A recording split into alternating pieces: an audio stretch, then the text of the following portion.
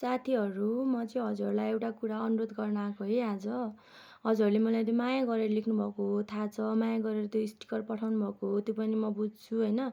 तर मेडाले यो कुरा बुझ्दैन रहेछ है। हजुरहरूले स्टिकर कमेन्ट गर्नुहुन्छ नि जुन त्यो जस्तै नाइस लेखेकोवाला अटोमेटिक स्टिकर आउँछ अनि त्यो पानको पातहरू बोकेको यस्तो पानको स्टिकरहरू फालेकोवाला त्यस्तो त्यस्तो के आउँछ नि। अनि त्यो केयरवाला रियाक्ट हुन्छ नि त्यसको ठुलो स्टिकर आउँछ नि हो त्यस्तो त्यस्तो स्टिकरहरू चाहिँ कमेन्ट नगर्नुहोस् ल। बरु 5वटा पोस्टमा कमेन्ट गर्नुहुन्छ भने बरु 2टा मात्रै गर्नुहोस्। अनि बरु त्यो गुड मर्निङ लेखेर लामो लेख्न गाह्रो हुन्छ भने जिएम लेखेर गर्नुहोस् होइन।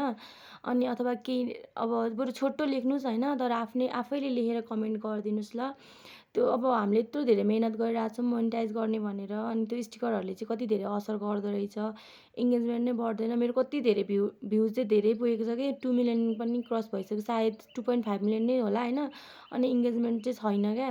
त्यो त्यस्तो त्यस्तो स्टिकरहरू कमेन्ट गऱ्यो भने चाहिँ अनि हाम्रो भिडियोहरू अथवा हाम्रो पोस्टहरू फर यू पेजमा पनि नजाने अनि त्यसबाट इङ्गेजमेन्ट पनि नबढ्ने हुँदो रहेछ। त्यही भएर बिन्ती गर्छु अबदेखि त्यस्तो कमेन्ट नगर्नु ल।